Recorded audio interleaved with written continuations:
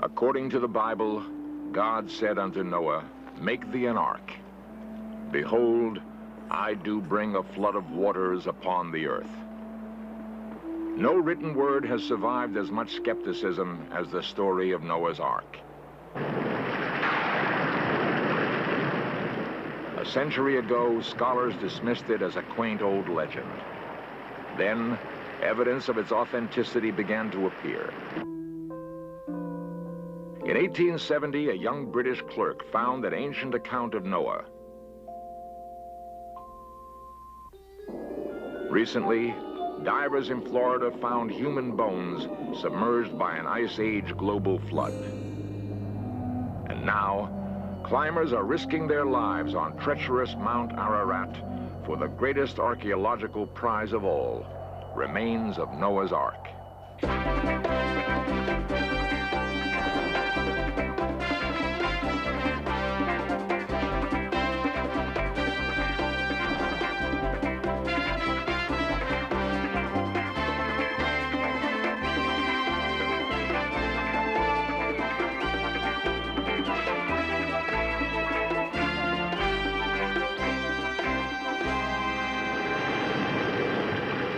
The Bible says, "All the fountains of the great deep were broken up, and the windows of heaven were open.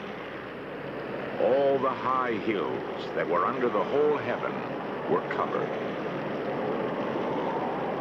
Most scholars thought Noah's flood was a parable. What if modern science could prove it true?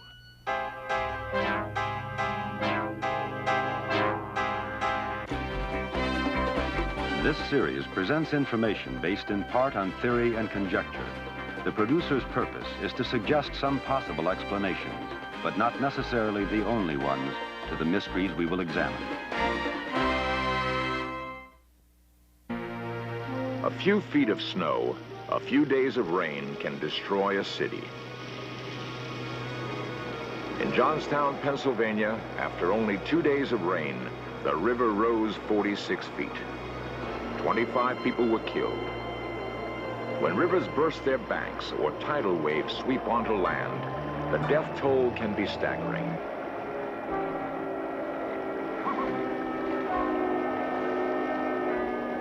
Time and again in the 20th century, we've witnessed the awesome destructive power of a flood.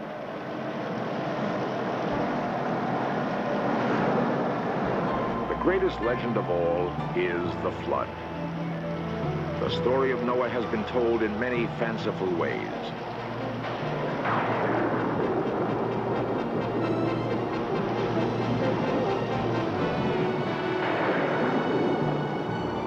A recent recreation, The World That Perished, made by an organization called Films for Christ, tells the tale in a literal fashion.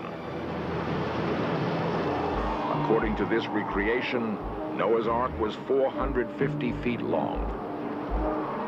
Such an enormous barge could contain enough animals to repopulate the earth.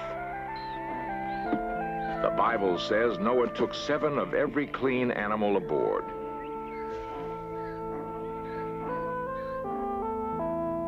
It rained for 40 days and nights, but the waters were on the earth more than a year. Bible scholars have estimated that the deluge would have killed 1 billion humans and 35 trillion animals. They say that is exactly what God intended, to erase a wicked, violent world. So, searching for proof of Noah's flood is like trying to solve the greatest mystery story of all time. Clues are everywhere and have been found in the most unexpected places. The modern search for Noah's Ark began in 1870 with George Smith, a British bank clerk. Tons of broken 4,000-year-old tablets had been dug up near the Persian Gulf and stored in the British Museum.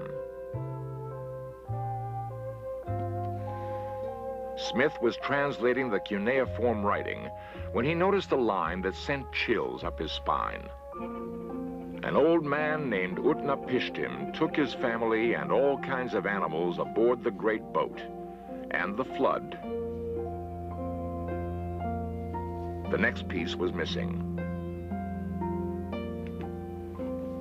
Smith struggled with the puzzle for 9 years.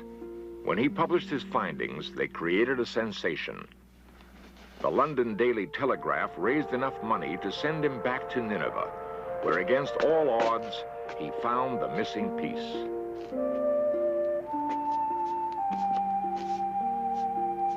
The details were so exact, it seemed to confirm that Utnapishtim was just another name for Noah. It told of sending forth a dove, then a raven, to test for dry land, and the great boat landing on a mountain. The Bible says, "And the ark rested upon the mountains of Ararat." For more than 2,000 years, mountain climbers have told of a huge ancient boat hidden in the glaciers of a mountain called Ararat near the Russian-Turkish border, and now surrounded by top-secret missile sites.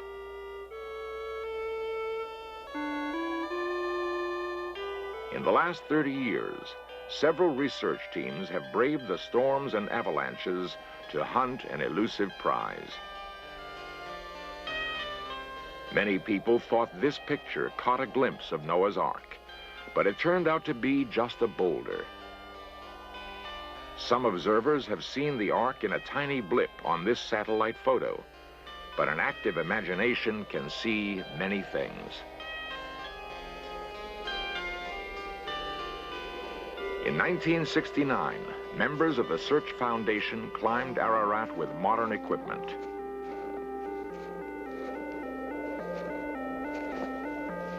Risking their lives in a crumbling crevasse at 14,000 feet, they managed to film an incredible find.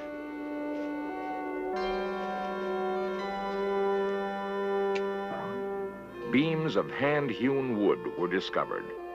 A piece of Noah's Ark would be the greatest archaeological find of all time and would discredit the theory of evolution. Hoping to date the wood to 5,000 years ago, the Search Foundation sent samples to Rainer Berger, professor of geophysics at UCLA and a world leader in radiocarbon dating. It consists of oak wood that is very dark. It looks like it has been exposed to lots of water or meltwater. And obviously it must have been brought onto Mount Ararat because it's way above the timberline where that piece was found. These reports of wood being 5,000 years old from Mount Ararat, I think, are erroneous. A number of my colleagues and I have separately dated separate pieces of wood from there and found it to originate from around AD 700 to 900, in other words, the Middle Ages. Although some scientists challenge the validity of radiocarbon dating, the presence of the Ark on Ararat has not been confirmed. There is, however, overwhelming evidence for the flood.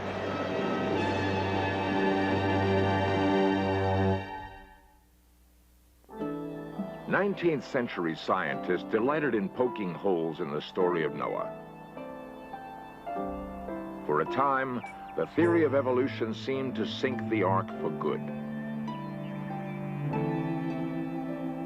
Many 20th century scientists, however, have come to believe in the story of Noah and the Genesis flood. Chief among them is Dr. Henry Morris, an expert in geology and the flow of water. We have in our Creation Research Society, for example, at least 600 scientists, and then there are thousands of others who are scientists. That is, they are trained, qualified scientists in different fields of science. Some of them geologists, some of them biologists, chemists, and so on. They have the whole range of science represented. And these men all do believe in the worldwide flood, as well as a special creation. So there's a real revival of interest in what we might call biblical creationism and catastrophism today among many scientists. It's still a minority, but it's a significant minority. There were two main causes of the flood, we believe. One is that there were great subterranean pressurized reservoirs under the Earth's surface. These erupted, bringing with them tremendous quantities of volcanic materials, magmas as well as water, steam, and so on.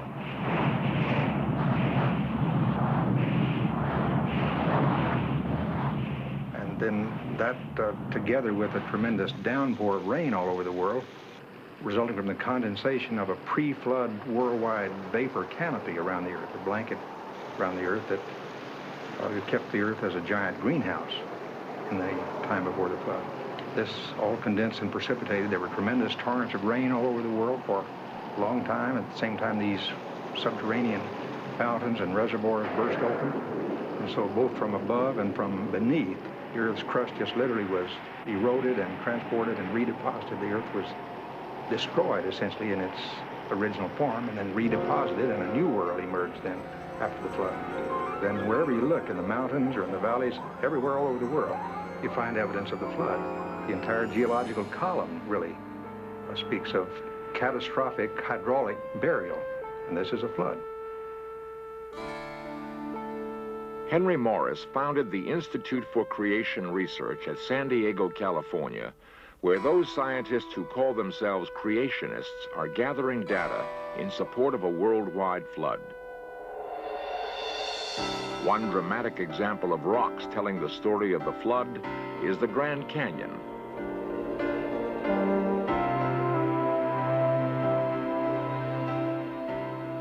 Not only here, but all over the Earth, sedimentary rocks are found in great thicknesses. Since there is no worldwide time gap or unconformity recorded in these sediments, Morris reasons they must have been deposited by a single worldwide event, the flood. This took about a year. Canyons were then quickly carved in the soft sediments as the floodwaters receded. The present Colorado River just simply does not have enough energy in it. There's not enough energy in the dynamics of the water to cut that canyon even in 1 trillion years. In other words, the only way that you could have that canyon would be for there to have been soft sediments, tremendously greater quantities of water than now flow through the river, then cut down rather rapidly, maybe starting with giant opening, maybe sort of giant mud cracks or something in these uplifted flood sediments. So the whole Colorado Plateau area and the canyons going through it really speak of catastrophism, not of uniformitarianism.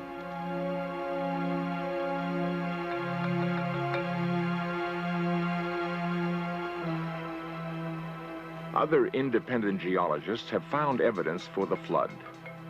Dr. Clifford Burdick has been to Mount Ararat 4 times.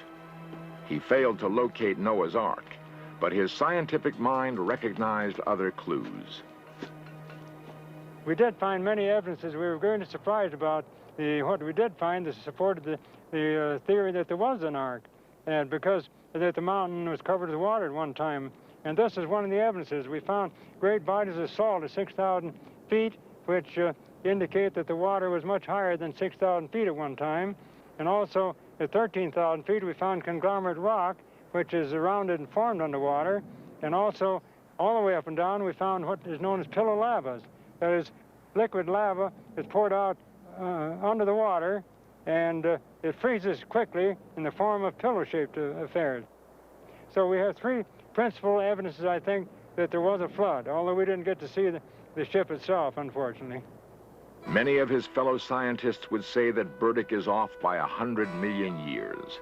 However, evidence for the global flood came from another field of research, folklore.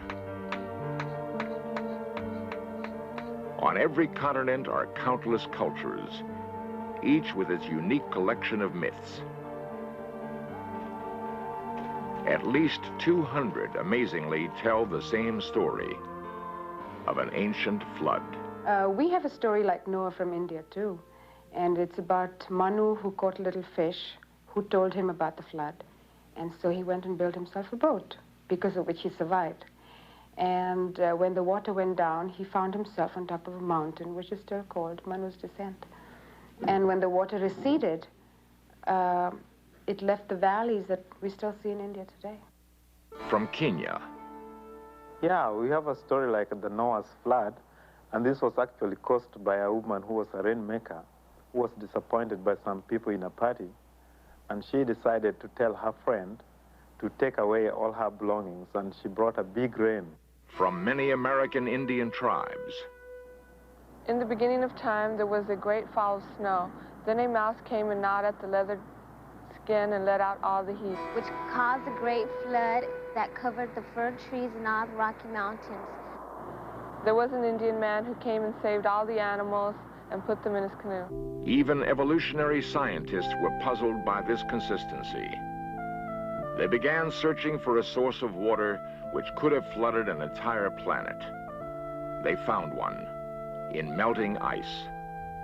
When the last ice age melted, the oceans of the world rose 300 feet.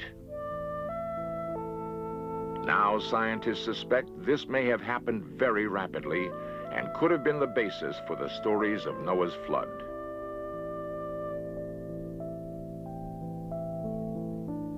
Cesare Emiliani, professor of geology at the University of Miami, was investigating ancient tide marks and made a surprising discovery about the effect on North America of melting polar ice. At a certain point in time, when this ice cap had thinned out considerably, seemed to have collapsed and produced this flood down the Mississippi Valley, and elsewhere there were also floods in the west and so on, in fact giant floods in the west. Research vessels sent Emiliani samples collected from the bottom of the Gulf of Mexico. A heavy probe punches out long cylinders of mud. By measuring oxygen isotopes in this mud, Emiliani found that almost 12,000 years ago, fresh, cold meltwater suddenly flooded across North America into the Gulf.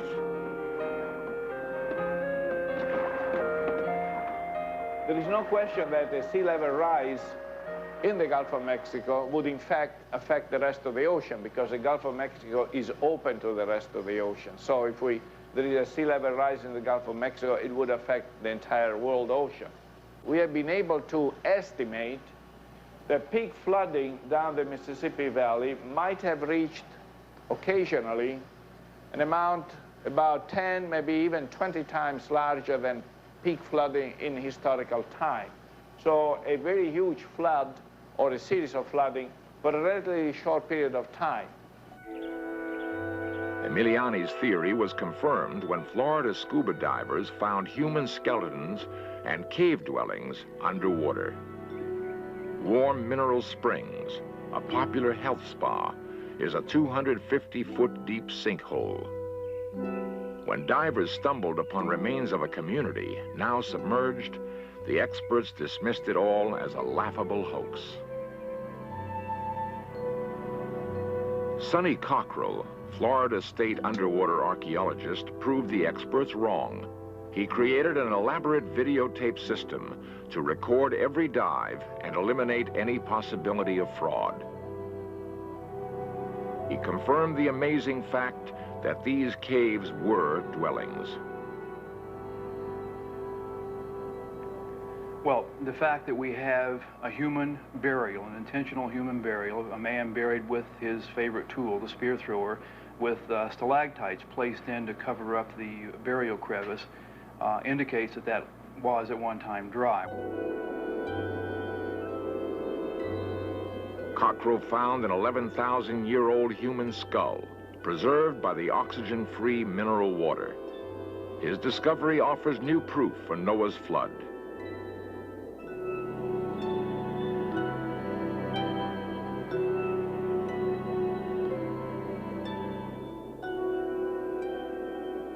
Is it possible this Indian was a victim of that flood, or a witness to rising oceans at the end of the Ice Age?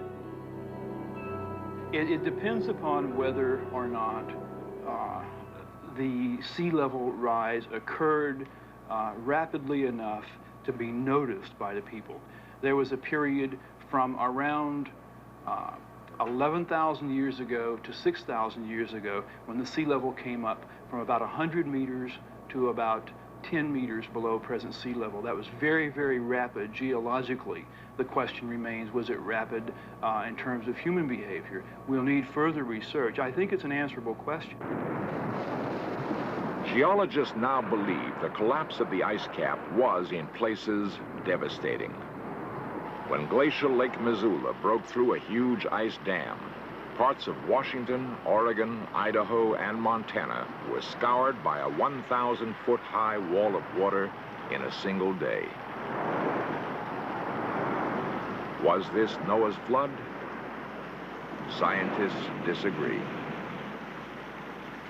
So we would say that the flood probably preceded the Ice Age, and that the melting of the ice cap that they're talking about, it might have produced a local flood, and no doubt did, maybe around the seacoast of the world, but this was sometime after the biblical flood, and probably was on the order of a few thousand years ago rather than 11,000. Now, there were times in which there was a lot more ocean water on land, that is, the capacity of the ocean basin was smaller. But last time that happened was about 70 or so million years ago. And there were areas that had been flooded every now and then. For instance, Northern Europe was flooded about 30 million years ago. Italy didn't even exist until relatively recently came out from the ocean, and so on. But a major flood covering the whole Earth in a period of 1 year, absolutely not. It's been said, if Noah's Ark were found tomorrow, believers would say, "We told you so," and skeptics would still doubt.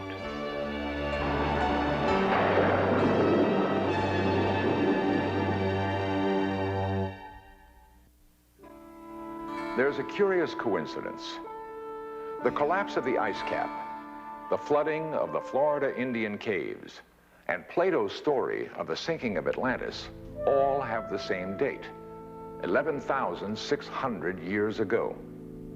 Was this Noah's flood? The scientists are sharply divided, but they do agree on one fact. Through 200 generations of folklore and legend, mankind has retained the dreamlike memory of a prehistoric deluge.